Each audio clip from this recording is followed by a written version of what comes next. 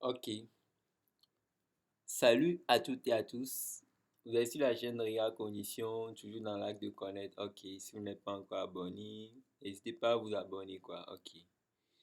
Voilà un exercice que je propose pour corriger. On va décortiquer ça. Ce n'est même pas compliqué. Vous allez bien comprendre. Ok. Bon, ici, je vais. Bon, à le corriger, même se faire voir comme ça, hein. Ok, allons-y. Bon.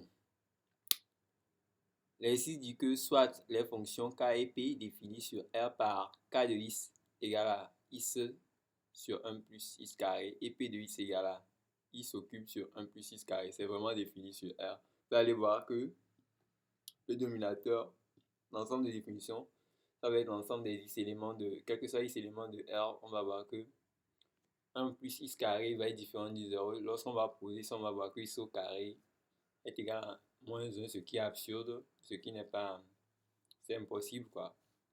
Donc, on ne peut pas trouver les listes sont éléments de R, quoi. Et on voit aussi que, bon, on peut dire que ça, c'est élément de R, ceci, il est déjà positif. 1 plus 6 au carré est positif, donc le dénominateur ne peut jamais s'annuler, vous voyez, non? Donc, quel que soit ces éléments de R, donc on déduit rapidement que l'ensemble des définitions ici, c'est R, quoi, pour les fonctions K et P.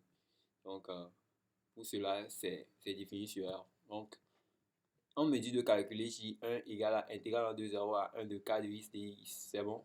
C'est ce que je vais faire maintenant. Ce n'est pas du tout compliqué. Suivez-moi attentivement. Voilà la rédaction. Mon J1, ça fait intégral en 2 0 à 1 de x sur 1 plus x carré dx. Vous avez vu? C'est à cause du dénominateur. Vous avez vu? 1 plus x au carré. J'essaie d'obtenir la dérivée en haut.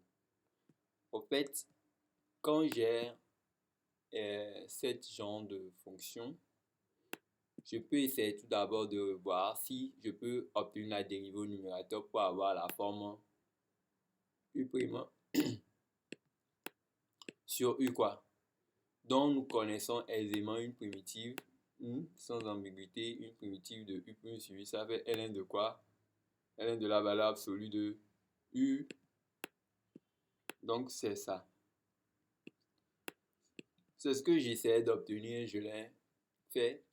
Ça dit, j'ai vu que la dérivée de 1 plus 6 carré, ça fait 2x. Donc, je dois créer 2x en haut. Donc, il faudrait multiplier par 2 au numérateur. Donc, en multipliant par 2, je dois diviser par 2. Bon, c'est dans l'intégral, mais j'ai appliqué la linéarité des intégrales pour faire sortir le 1,5. Donc, c'est tout. C'est ça que j'ai écrit ici. Donc, ici, rapidement, étant donné que j'ai mis le 1,5 ici, donc le J, ça fait 1,5 de crochet maintenant. Ce que j'applique ici, c'est ça. Ça fait une primitive de ceci. Ça fait ln de valeur absolue de U. Notre U, c'est ceci. 1 plus x carré. Et le voilà que j'ai mis là-bas vraiment. 1 plus x carré. Notre U. Pourquoi ça fait ln de 1 plus x carré? Parce que vous voyez que l'intervalle même il est déjà purement positif. Donc la valeur absolue là, ça sort positif. Donc, et maintenant je vais remplacer les bornes par leur valeur. Vous allez voir que ça fait 1,5 de crochet ln de 2. Pourquoi ça fait 1 ici? 1 plus 1 ça fait 2. Parce que 1 carré ça fait 1. Donc ça fait ln de 2 moins ln de 1 parce que 0 ici. Donc, la borne inférieure ça fait 0. 1 plus 0 ça fait 1. Or ln de 1 même vaut 0. Pourquoi j'ai écrit ln de racine carrée de 2 ici? C'est pas du tout compliqué. Quand j'ai vu ça fait 1,5 de ln de 2. C'est-à-dire quand vous avez par exemple n ln de, bon je vais prendre m. Bon, c'est juste comme si je veux énoncer une propriété. Quand vous avez m ln de quelque chose, bon, je vais dire m ln de quelque chose,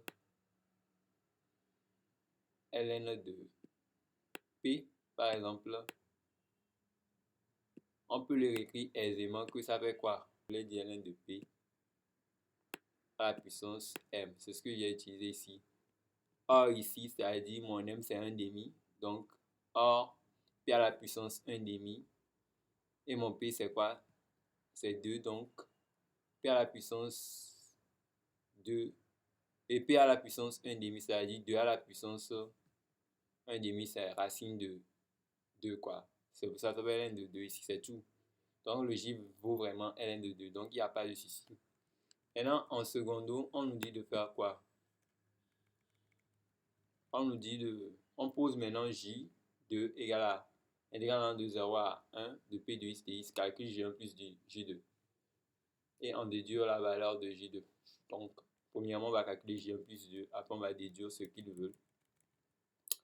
Là-bas, on va utiliser la linéarité des intégrales. On a intégrale de ceci plus intégrale de ceci, J1 plus J2. C'est ça les expressions que j'ai explicitées ici. Donc, je vais les additionner comme je l'ai dit, linéarité des intégrales. Bon, ça va intégrale de 0 à 1 de ceci. J'ai juste regroupé les intégrales. Or, je remarque qu'ils ont les mêmes dénominateurs. Étant donné qu'ils ont les mêmes dénominateurs, qu'est-ce que je peux faire? Donc, je vais les regrouper. Quand vous avez sur B, bon là-bas, là, qu'est-ce que ça fait? Suivez bien. Quand vous avez A sur B plus quand vous avez A sur B plus C sur B, ça fait A plus C sur B quoi? C'est clair, non? C'est-à-dire A sur B plus C sur B, ça fait A plus C de tout sur B. Puisque notre B ici c'est 1 plus x carré ici, donc je fais le A plus le C là. C'est bon, il n'y a pas de souci, donc c'est ça. Donc j'obtiens ceci.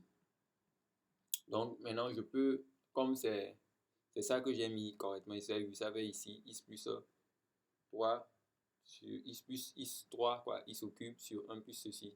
Et je vais essayer de faire quoi?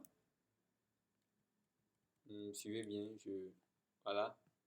J'ai vu que j'obtiens quelque chose de ridicule. Quand je dis ridicule, c'est que on voit que en le mettant en facteur, on arrive à simplifier facilement ça. Donc il ne reste que cette intégrale là. Vous voyez que, or ceci, on connaît une primitive. Ça fait quoi?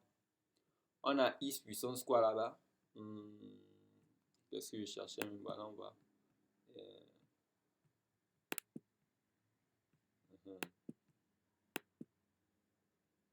Voilà.